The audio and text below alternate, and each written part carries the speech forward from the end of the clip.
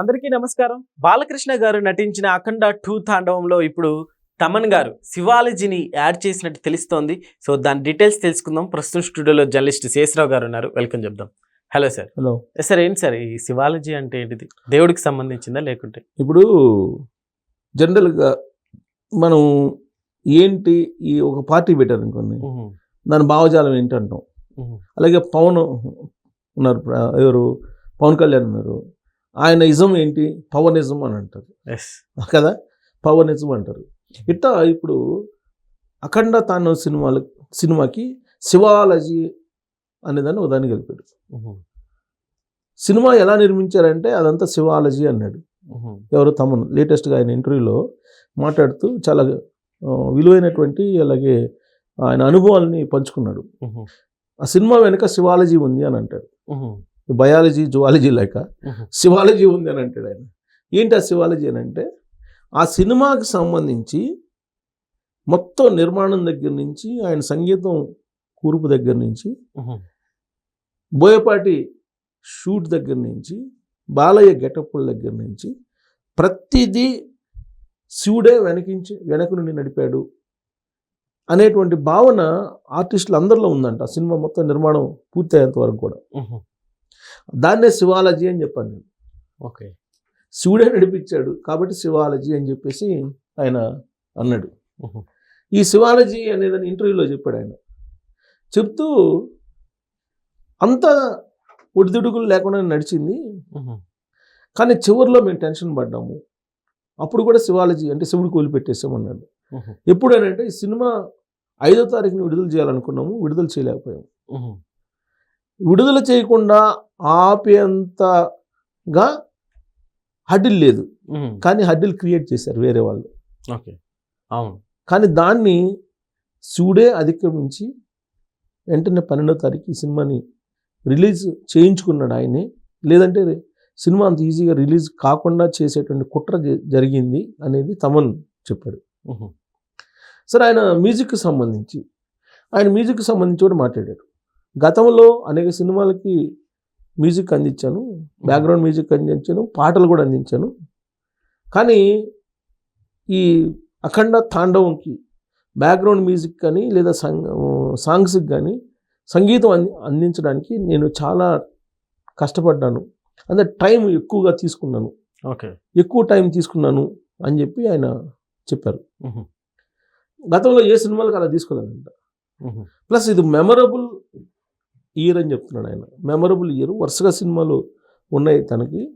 రాబోయే రోజుల్లో సంక్రాంతికి కూడా, సంక్రాంతి బరిలో వస్తున్నటువంటి సినిమాలు కూడా రాజాసాబు ప్రభాస్ ఉంది కదా, ఆ ప్రభాస్ కూడా తనే అని చెప్పి చెప్పారు ఎవరు, తమన్.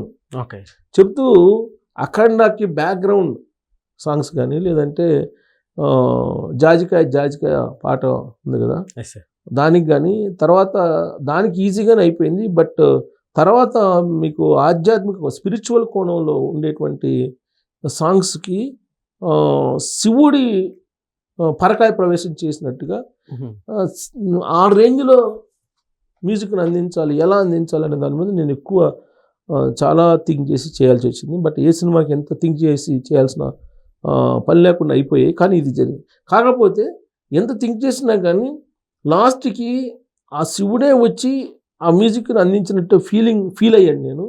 ఇది ఎలా వచ్చింది, ఇంత థాట్స్ ఎలా వచ్చినాయి అనేది ఇప్పుడు ఆశ్చర్యపోతున్నాను అని చెప్పి అంటున్నాడు ఆయన. సో దాన్నే శివాలజీ అని అంటున్నాడు ఆయన. ఇప్పుడు ఈ సినిమా ఏంటి, స్పిరిచువల్ స్టోరీ స్పిరిచువల్, యాక్టర్ ఏమో మాస్ కదా, అవును. మళ్ళీ ఎండింగ్ ఏమో వారు. ఈ 3 అంశాలని మిక్స్ చేయటం, ఎలా మిక్స్ చేయాలి అనే దాని మీద చాలా కష్టపడ్డానంట. సార్, 3 కూడా చాలా బ్యాలెన్స్ గా కూడా సినిమాలో మనకు ఆ బ్యాలెన్స్ చేయటంలోనే చాలా టఫ్ అనిపించింది, కానీ అద్భుతంగా బ్యాలెన్స్ చేశాడు బోయపాటి శ్రీను అని చెప్పి తమన్ చెప్తున్నాడు. అంటే నీకు స్పిరిచువల్ స్టోరీ, మాస్ హీరో, యుద్ధానికి సంబంధించినటువంటి దేశభక్తి మళ్ళీ అంతే కదా, హైందవ ధర్మం దాన్ని మళ్ళా యుద్ధాలకి అంతర్జాతీయ ఇష్యూ కింద దాన్ని కన్వర్ట్ చేయటం, ఇవన్నీ ఒకదానికి లింకప్ చేయటం అనేది చాలా టఫ్ అనిపించింది. కానీ అద్భుతంగా లింకప్ చేశాడు అనేది తమన్ చెప్తున్నాడు బోయపాటి గురించి. ఓకే.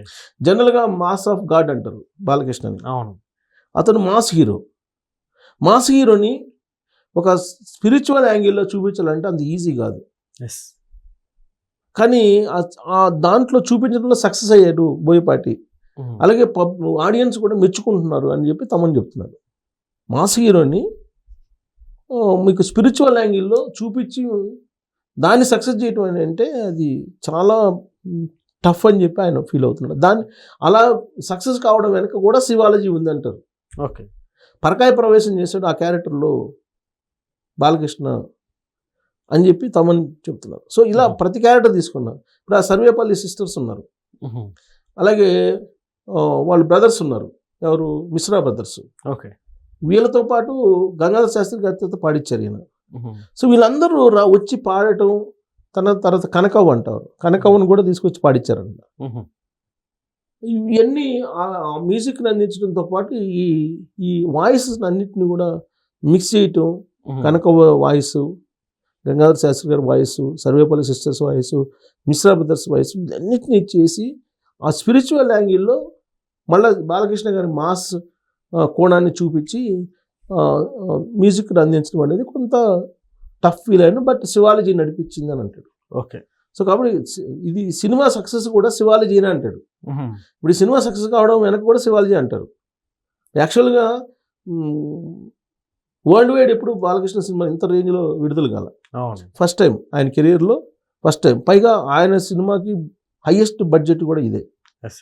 ఇంత బడ్జెట్లో మార్కెట్లోకి వచ్చి ఒక థియేట్రికల్ కలెక్షన్స్ విషయంలో కొంచెం అటు ఇటు ఉంది. కానీ మిగతా శాటిలైట్ విషయంలో కానీ లేదా ఓటీటీ విషయంలో కానీ సాంగ్స్కి సంబంధించినటువంటి ఆడియో రైట్స్ విషయంలో కానీ అద్భుతంగా ఇన్కమ్ వచ్చిందని చెప్తున్నారు. సో ఈ థియేట్రికల్ కలెక్షన్స్ విషయంలో సీడెడ్ ఏరియాలో బలహీనపడింది. అది విచిత్రం. ఈవెన్ బాలయ్య కూడా అదే ఆశ్చర్యపోతున్నాడట. టాలీవుడ్లో మాట్లాడుకుంటున్నటువంటి అంశం ఇది. ఓకే. జనరల్గా బాలయ్య సినిమాలకి సీడెడ్లో ఎక్కువ వస్తుంది కలెక్షన్స్. ఆంధ్ర సీడెడ్ నైజాం ఇది డిస్ట్రిబ్యూషన్ ఉంటుంది తెలుగు సంబంధించిన ఆడియన్స్కి. ఆంధ్ర సీడెడ్ నైజాంకి ఎక్కువ కలెక్షన్స్ ఉంటాయి బాలయ్య సినిమాలకి. అదే చిరంజీవి సినిమాలకి అయితే ఆంధ్ర ఎక్కువ ఉంటాయి. ఓకే. సో ఇలా ఈక్వేషన్స్ ఉంటాయి. నైజాంలో ఎప్పుడు తక్కువ ఉంటాయి. కానీ ఈసారి నైజాంలో ఎక్కువ వచ్చినాయి అంట. ఆంధ్రాలో కూడా అంత పెద్దగా రాలేదు. నైజాం సీడెడ్లో అసలు తక్కువ వచ్చిందని అంటారు, నైజాంలోనే ఎక్కువ వచ్చింది అంటారు. సో కాబట్టి ఆ సీడెడ్లో రాకపోవడం అనేది ఎందుకు రావట్లేదు? సీడెడ్లో జనరల్గా బాలయ్య సినిమాలకు హైయెస్ట్ వస్తుందంట కలెక్షన్స్. ఏ సినిమా అయినా సరే, అది డిజాస్టర్ సినిమా అయినా సరే కలెక్షన్స్ ఎక్కువ ఉంటుందంట సీడెడ్లో. కానీ ఈ సినిమాకి మాత్రం సీడెడ్లో లేదు. అంటే దానికి కారణం ఏంటి అని అంటే పొలిటికల్ కొంత డ్రైవ్ నడిచింది దీని వెనక అనేది. పొలిటికల్ డ్రైవ్ అంటే ఏంటి? వైఎస్ఆర్ కాంగ్రెస్ పార్టీ వాళ్ళు రాయలసీమ ఏరియాలో కొంత ఎక్కువ ఉంటారు అనేది. సో అక్కడ డ్రైవ్ నడిచింది, వైఎస్ఆర్ కాంగ్రెస్ పార్టీ డ్రైవ్ చేసింది.